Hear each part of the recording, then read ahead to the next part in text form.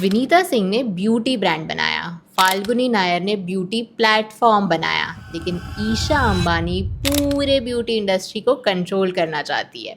और इसी डिफरेंस में छुपा है कि शुगर स्ट्रगल क्यों कर रहा है, नायका अभी तक क्यों टिका हुआ है और रिलायंस इस मार्केट में लाखों करोड़ों रुपए क्यों लगा रहा है।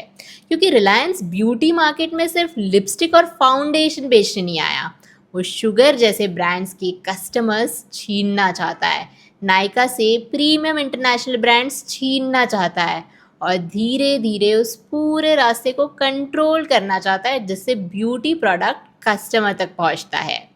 और अगर रिलायंस का ये प्लान सक्सेसफुल हो गया तो शुगर के लिए सरवाइव करना और नायका के लिए अपना एम्पायर बचाना दोनों बहुत मुश्किल हो जाएगा। लेकिन क्या आपने सोचा है रिलायंस ब्यूटी मार्केट में इतना एग्रेसिव क्यों है? क्योंकि इंडिया का ब्यूटी मार्केट अगला गोल्ड रश बन रहा है। क्योंकि 2023 में इंडिया का beauty and personal care market around $21 billion का था। 2028 तक इसके $34 बिलियन तक पहुंचने का एस्टिमेट है और 2028 तक ब्यूटी प्रोडक्ट्स की लगभग 1/3 सेल्स ऑनलाइन हो सकती है। इंस्टाग्राम और इन्फ्लुएंसर्स हर हफ्ते नए प्रोडक्ट्स वायरल कर रहे हैं। टियर 2 और टियर 3 सिटीज का कस्टमर भी प्रीमियम मेकअप और स्किन केयर खरीद रहा है। मतलब अगले कुछ सालों में लिपस्टिक, स्किन केयर और परफ्यूम पर हजारों करोड़ रुपए खर्च होने वाले हैं और रिलायंस को इस पैसों का सिर्फ एक छोटा सा हिस्सा नहीं चाहिए। रिलायंस उस पूरे मार्केट के बीच में बैठना चाहता है। और इस वॉर को समझने के लिए पहले शुगर कॉस्मेटिक्स को समझना जरूरी है। शुगर ने वो किया जो बहुत कम इंडियन ब्यूटी ब्रांड्स कर पाए हैं। इंडियन स्किन टोन्स के लिए बोल्ड शेड्स, इंडियन वेदर के लिए लॉन्ग लास्टिंग प्रोडक्ट्स और एक young fearless identity. Vinita Singh की शार्क टैंक पॉपुलैरिटी ने ब्रांड को घर घर तक पहुंचा दिया। प्रोडक्ट्स पॉपुलर हुए, स्टोर्स खुले, सोशल मीडिया पर शुगर दिखने लगा।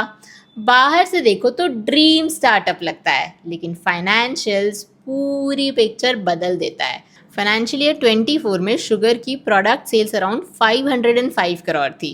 फाइनेंशियल ईयर 25 में ये गिर कर अराउंड 405 करोड़ रह गई, यानी एक साल में लगभग 100 करोड़ की सेल्स गायब। और लॉस वो 68 करोड़ से बढ़ के अराउंड 135 करोड़ पहुंच गया। सेल्स 20% गिरी लेकिन लॉस डबल हो गया। और सबसे शॉकिंग नंबर एडवर्टाइजिंग का है। फाइनेंशियल ईयर 25 में शुगर ने अपने प्रोडक्ट्स बनाने पर अराउंड 110 करोड़ खर्च किए, लेकिन एडवर्टाइजिंग एंड सेल्स प्रमोशन पर 170 करोड़ रुपीस, यानी कंपनी ने प्रोडक्ट बनाने से ज्यादा पैसा प्रोडक्ट को बेचने में लगा दिया। ये ब्यूटी बिजनेस का सबसे डेंजरस ट्रैप है। एक 800 रुपए की लिपस्टिक को बनाने में मान लो 250 रुपए लगे, लेकिन बचा हुआ 550 रुपए प्रॉफिट नहीं है। उसमें से एड्स, इन्फ्लुएंसर्स, डिस्काउंट, रिटेलर का कट, डिलीवरी, वेयरहाउस, रेंट और सैलरीज सब जाएंगे। सब कुछ देने के बाद जो बचेगा वही प्रॉफिट है। शुगर के केस में कुछ भी नहीं बचता। कंपनी की टोटल इनकम अराउंड 400 करोड़ थी, लेकिन total expenses around 550 crore rupees. Simple language में हर 1 रुपया कमाने के लिए कंपनी लगभग 1 रुपया 33 पैसा खर्च कर रही थी। प्रोडक्ट फेमस था, फाउंडर फेमस थी, स्टोर्स भी थे, फिर भी पैसा नहीं बन रहा था क्योंकि शुगर कस्टमर तक पहुंचने का रास्ता ओन नहीं करता। उसे कस्टमर चाहिए तो एड्स चलाने पड़ेंगे, इन्फ्लुएंसर्स को पे करना पड़ेगा, नायका, अमेजॉन, मॉल्स और ऑफलाइन रिटेलर्स पर डिपेंडेंट रहना पड़ेगा। मतलब कस्टमर शुगर का परमानेंटली नहीं है, हर सेल के लिए उसे दोबारा कस्टमर का अटेंशन खरीदना पड़ता है। और इसी वीकनेस को पहले नायका ने मोनेटाइज किया। शुगर एक पॉपुलर दुकान है, लेकिन नायका खुद पूरा मॉल है। शुगर एक कस्टमर को अपनी लिपस्टिक बेच सकता है, नायका उसी कस्टमर को शुगर की लिपस्टिक, लैक्मे का काजल, मैक का फाउंडेशन, परफ्यूम, स्किन केयर और हेयर केयर सब कुछ बेच सकता है। कस्टमर एक बार नायका के ऐप पर आया तो नायका उसकी सर्च, शेड प्रेफरेंस और परचेज हिस्ट्री समझ सकता है। फिर वही कस्टमर बार बार अलग ब्रांड्स खरीदता है। नायका इसी डेटा से अपना ब्रांड बिल्ड और अक्वायर भी करता है, जैसे नायका कॉस्मेटिक्स, के ब्यूटी और .in की। मतलब मॉल भी नायका का, कस्टमर भी नायका का और मॉल के अंदर कुछ सबसे प्रॉफिटेबल दुकानें भी नायका की। इसी डिफरेंस का रिजल्ट फाइनेंशियल्स में दिखता है। फाइनेंशियल ईयर 26 में नायका का नेट रेवेन्यू 10,000 करोड़ रुपए था, जो एक साल में 26% ग्रो हुआ। एबिटा 752 करोड़ था और final net profit 204 crore. Net profit margin around 2% था, यानी 100 रुपए की रेवेन्यू पर प्रॉफिट सिर्फ 2 रुपए। नायका भी मनी प्रिंटिंग मशीन नहीं है, क्योंकि warehouses, delivery, stores, technology और मार्केटिंग बहुत पैसा खाते हैं। लेकिन डिफरेंस देखो, शुगर की सेल्स गिर रही थी और लॉस डबल हो रहा था। नायका की रेवेन्यू ग्रो हो रही थी और कंपनी प्रॉफिट बना रही थी। नायका 99 सिटीज में 313 स्टोर्स तक पहुंच चुका था। उसके ओन्ड ब्रांड्स का जीएमवी यानी सोल्ड प्रोडक्ट्स की टोटल वैल्यू 3,176 करोड़ थी। तो स्टोरी यहाँ तक सिंपल थी। शुगर जैसे ब्रांड्स प्रोडक्ट्स के लिए लड़ रहे थे और नायका कस्टमर का गेट कीपर बनकर पैसा बना रहा था। फिर एंटर हुआ रिलायंस, और रिलायंस सिर्फ एक और दुकान खोलने नहीं आया, वो नायका के सामने अपना पूरा मॉल बना रहा है। प्रीमियम ब्रांड्स को अपनी तरफ ले जा रहा है और शुगर जैसे ब्रांड्स पर तो बहुत ज्यादा प्रेशर बना रहा है। 2023 में रिलायंस ने टीरा लॉन्च किया, ऑनलाइन ऐप और प्रीमियम फिजिकल स्टोर्स के साथ। फिर सेफोरा इंडिया के ऑपरेशंस अपने अंडर ले लिए। उस वक्त सेफोरा के इंडिया में 26 स्टोर्स थे। उसके बाद कीको मिलानो का इंडिया बिजनेस रिलायंस के ब्यूटी पोर्टफोलियो में आ गया और फिर आया रिहाना का फेंटी ब्यूटी। मार्च 2024 में रिहाना का फेंटी ब्यूटी नायका के स्टोर पर लॉन्च हुआ था, लेकिन अगस्त 2025 में फेंटी ब्यूटी और फेंटी स्किन का बिगर इंडिया रोल आउट रिलायंस के सेफोरा और टीरा नेटवर्क के थ्रू हुआ। सोचो, जिस इंटरनेशनल ब्रांड का एक्साइटमेंट पहले नायका को मिल रहा था, उसकी वाइडर इंडिया प्रेजेंस अब रिलायंस के इकोसिस्टम को पावर कर रही थी। और इससे पहले रिहाना अंबानी प्री वेडिंग में परफॉर्म भी कर चुकी थी। दोनों इवेंट्स का ऑफिशियल कनेक्शन अनाउंस नहीं हुआ, लेकिन टाइमिंग ने पूरे मार्केट का अटेंशन जरूर खींचा था।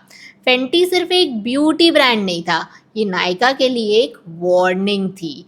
आज जो ग्लोबल ब्रांड्स आपके प्लेटफॉर्म पर कस्टमर्स ला रहा है, कल रिलायंस उसे बेटर स्टोर्स, बिगर मार्केटिंग और नेशन वाइड डिस्ट्रीब्यूशन ऑफर करके अपने इकोसिस्टम में खींच सकता है। और रिलायंस के पास सिर्फ टीरा नहीं है, रिलायंस रिटेल के पास 19,000 से ज्यादा स्टोर्स का नेटवर्क और 35 करोड़ से ज्यादा रजिस्टर्ड कस्टमर्स है। ये सारे टीरा कस्टमर्स नहीं है, लेकिन रिलायंस के पास prime locations, logistics, vendor relationships और डीप पॉकेट्स है। किसी इंटरनेशनल ब्रांड को इंडिया आना हो तो Reliance premium stores, online app, marketing और नेशन वाइड डिस्ट्रीब्यूशन सब एक साथ ऑफर कर सकता है। शुगर जैसा इंडिपेंडेंट ब्रांड इस स्केल का आंसर कैसे देगा? यही रिलायंस का असली अटैक है। उसे शुगर से अच्छी लिपस्टिक बनाने की जरूरत नहीं है, उसे बस कस्टमर का अटेंशन, प्रीमियम शेल्फ स्पेस और डिस्ट्रीब्यूशन का रास्ता कंट्रोल करना है। और जब एक ही कंपनी प्लेटफॉर्म, स्टोर्स, पार्टनरशिप्स और कस्टमर डेटा ओन करे, तो बाकी ब्रांड्स धीरे धीरे उसके इकोसिस्टम पर डिपेंड होने लगते हैं। अब तीनों कंपनीज का बैटलफील्ड देखो। शुगर के पास स्ट्रॉन्ग ब्रांड रिकॉल है, लेकिन सेल्स गिर रही है, लॉसेस बढ़ रहे हैं और कस्टमर एक्वायर करना बहुत महंगा पड़ रहा है। नायका के पास customer trust, data, platform, stores और अपने ब्रांड्स है, लेकिन उसका premium brand advantage Reliance directly attack कर रहा है। रिलायंस के पास Tira, Sephora, massive retail network, capital और ग्लोबल ब्रांड्स को इंडिया भर में स्केल करने की पावर है। शुगर प्रोडक्ट ओन करता है, नायका कस्टमर रिलेशनशिप ओन करता है, रिलायंस पूरा मार्केट इंफ्रास्ट्रक्चर ओन करना चाहता है। और इसीलिए सबसे पहले डेंजर शुगर जैसे स्टैंड अलोन ब्रांड्स को है।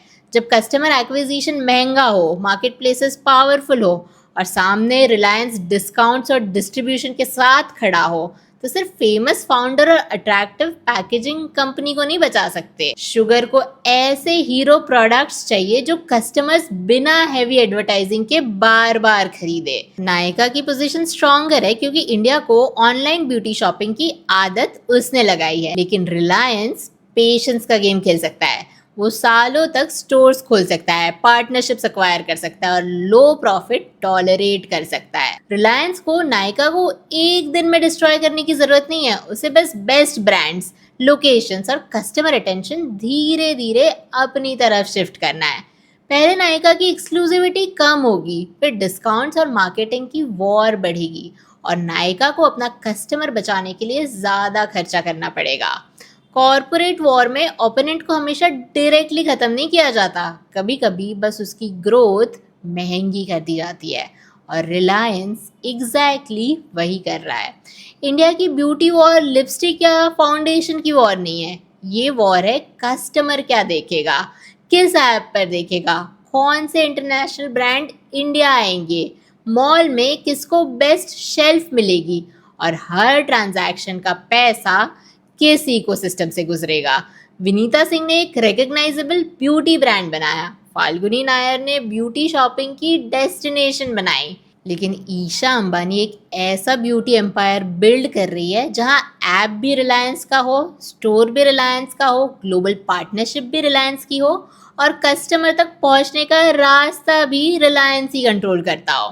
और जब एक कंपनी मार्केट में compete करने की बजाय मार्केट का गेट कीपर बनने लगे, तो उसके राइवल्स के पास सिर्फ दो ऑप्शंस बचते हैं, या तो इतने स्ट्रांग बनो कि कस्टमर आपको छोड़कर ना जाए, या फिर उस इकोसिस्टम के अंदर सरवाइव करना सीखो जिसे आपका सबसे बड़ा कंपेटिटर कंट्रोल करता है। अब सवाल ये नहीं है कि रिलायंस ब्यूटी मार्केट में सक्सेसफुल होगा या नहीं, सवाल ये है कि जब तक रिलायंस का ब्यूटी एम्पायर पूरी तरह रेडी होगा, तब शुगर और नायका के पास बचने के लिए कितनी जगह बचेगी। आपको क्या लगता है, इंडिया की ब्यूटी वॉर में शुगर सर्वाइव करेगा, नायका अपना एम्पायर बचा पाएगा, या रिलायंस दोनों को पीछे छोड़ देगा? कमेंट्स में ज़रूर बताना।